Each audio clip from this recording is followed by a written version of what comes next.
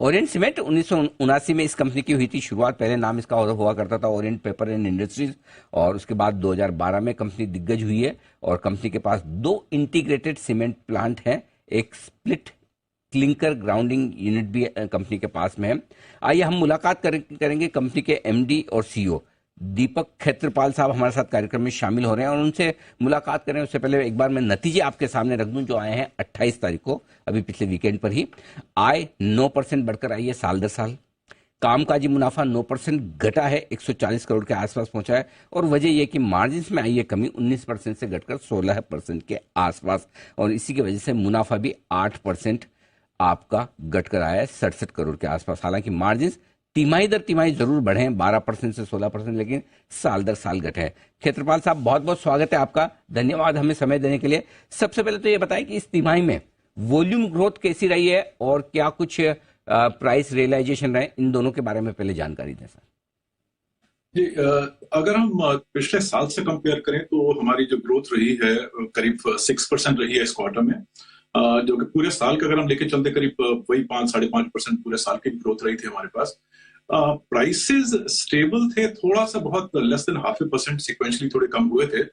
लेकिन जो मेजर हम लोगों को तकलीफ रही है पिछले पूरे साल में, और कुछ हद तक अभी भी चल रही है, कि कॉस्ट बहुत बढ़ गई थी हम लोगों की, क्योंकि फ्यूल प्राइसेस इंटरनेशनली डोमेस्टिकली बहुत ज्यादा हाई हुए थे। तो प्रॉफिट कम होने की वजह ये नहीं कि हमारे वॉल्यूम गेन नहीं हुआ या प्राइस हमारा बहुत घट गया, लेकिन एक जो हम बढ़ी हुई कॉस्ट को मार्केट में पास ऑन नहीं कर पाए, उसकी वजह से जो हमारे रिजल्ट्स थोड़े कम दिख रहे हैं। लेकिन सिक्वेंशली आप देखें तो उसमें वॉल्यूम भी बढ़ा, सब कुछ बढ़ा, तो उसके हिसाब से हमारा EBITDA भी 840 रुपए टन हो गया। तो होपफुली ये रिकवरी जो हुई है पिछले क्वार्टर में, हम लोग एक तो जो मार्केट से हम लोग को कंडीशंस होती हैं एक्सेप्ट करनी पड़ती हैं। फ्यूल प्राइसेस ग्लोबली बढ़े हैं तो बढ़े हैं, प्राइसेस नहीं बढ़ रहे सीमेंट के तो उसी के साथ रहना है। लेकिन हम लोग एज जो मैनेजमेंट एक्शन फिर प्लान करते हैं कि इतनी तकलीफ में हम लोग क्या कर सकते हैं एज मैनेजमेंट, तो हम लोगों ने कई अपने एक एक्शन जो आज की डेट में हमारे चल रहे थे बिल्कुल कंप्लीट होने वाले हैं। सबसे बड़ा हमारा जो एक प्रोजेक्ट था वेस्ट हीट रिकवरी प्लांट जो हम लगा रहे थे, जिसमें हमारा सीमेंट प्रोडक्शन करीब करीब 100 रुपया पर टन कॉस्ट बढ़ जाती है सिर्फ एक वेस्ट हीट रिकवरी प्लांट लगाने से।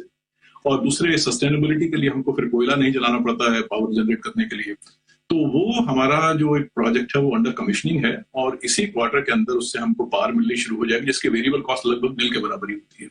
वो है। दूसरा, हम लोग सोलर पावर या अपना जो ऑल्टरनेटिव फ्यूल्स बोलते हैं हम लोग, रिफ्यूज राइट फ्यूल, जो म्यूनिसिपल वेस्ट होती है उसको हम एज फ्यूल वगैरह यूज करके हम लोग कोशिश करते हैं कि जो मार्केट के बहुत शार्प इन्फ्लेशन है फ्यूल का, वो किसी तरह से हम लोग मिटिगेट कर पाए। लेकिन पूरी तरह से मिटिगेट नहीं हो पाता है, और ऊपर से अगर मार्केट से सपोर्ट नहीं मिलती in terms of price improvement जी, तो तकलीफ जरूर होती है। ठीक बात है। अच्छा सर, तो मार्जिन तिमाही दर तिमाही बेहतर दिखते हैं, साल दर साल थोड़े कमजोर। क्या सेफ रहेगा वित्त वर्ष 2024 के लिए मार्जिन समझना 16% के आसपास, या 19% फिर पहुंच सकते हैं, या 12% की तरफ आ सकते हैं? नहीं, देखिए, जहां तक 12% का सवाल है, वो तो मानसून क्वार्टर को एक बहुत खराब क्वार्टर हो जाए तो इसलिए हो जाते हैं। लेकिन हम ऑनगोइंग बेसिस पे कभी भी 12%, 13% मार्जिन एक्सपेक्ट नहीं करते हैं। 16, 17, 18% होनी चाहिए। अगर अब 16, 17% हम लोग कर पाते हैं एक ऐसे साल में जहां हम लोग कॉस्ट जो है मार्केट को पास ऑन नहीं कर पाए, तो एक तरह से वो बेस होता है, बॉटम होती है हमारी। तो हम उम्मीद करते हैं कि एक तो जो हम लोग एज मैनेजमेंट एक्शन ले रहे हैं, और दूसरा सबसे बड़ी चीज देखने वाली ये है कि अगर हम लोग किसी भी लेट्स से कंडीशन को देखते हुए कॉस्ट इंक्रीजेज हैं या मार्केट में डिमांड पिकअप होती है, अगर 10 रुपया पर बैग भी पूरे साल में सीमेंट प्राइस इंप्रूव हो जाए, तो सीधा वो 140-150 रुपए टन का एबिटा डायरेक्ट ऐड कर देता है हमारी बॉटम लाइन में। तो हम उम्मीद कर रहे हैं कि पिछले साल सवा साल से जो हम लोग कॉस्ट हम लोग एब्जॉर्ब कर रहे हैं, उसको और कुछ नहीं तो 10 रुपया 15 रुपया बैग तो हम मार्केट को पास ऑन कर पाएंगे। उसकी वजह से हमको मार्जिन में अपसाइड दिखती है, और हमारा उम्मीद है कि 20 से 22% के बीच में हमारा एबिटा मार्जिन रहना चाहिए हमारा, और बाकी इंडस्ट्री का भी इंप्रूव होगा, क्योंकि जो पिछले साल कम हुआ है वो लगभग सारी इंडस्ट्री का हुआ है, हम अकेले नहीं है उसमें। पर इंप्रूवमेंट भी होगा तो सारी इंडस्ट्री के साथ हम उम्मीद कर रहे हैं कि 21-22% एबिटा मार्जिन को वापस आए। Okay, perfect.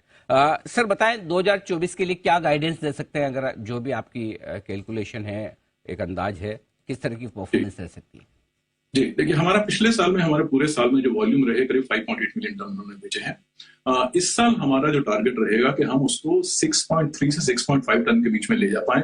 6.3 थोड़ा डिफेंसिव टारगेट है अगर मार्केट उठती नहीं है किसी वजह से, लेकिन अगर मार्केट में डिमांड नॉर्मल रिज्यूम हो जाती है तो 6.5 मिलियन टन भी हम लोग टारगेट करेंगे। तो रेंज 6.3 से 6.5 की रहेगी मेरे दिमाग में। और अगर प्राइस बिल्कुल इंप्रूव नहीं होते हैं तो भी अंदाजा हमारा है कि करीब 850 रुपए टन का 850 रुपए टन EBITDA होना चाहिए। और जैसे मैंने बोला कि 10 रुपया भी प्राइस में मार्केट में ज्यादा मिल गया था, हम लोग 1000-1050 के बीच में ले जाने की उम्मीद रखते हैं। चलिए, तो ये आपका इस साल का टारगेट है। सर, बहुत बहुत धन्यवाद, हमें समय दिया आपने और नतीजे पर विस्तार से बातचीत की। ओरिएंट सीमेंट के MD और CEO दीपक खेत्रपाल साहब बताते हुए कि इस तिमाही में थोड़ा कॉस्ट प्रेशर कम होने से मार्जिन इंप्रूव करने में सहारा जरूर आते हुए दिखा है। अगली तिमाहियों पर भी रहेगी नजर। बाजार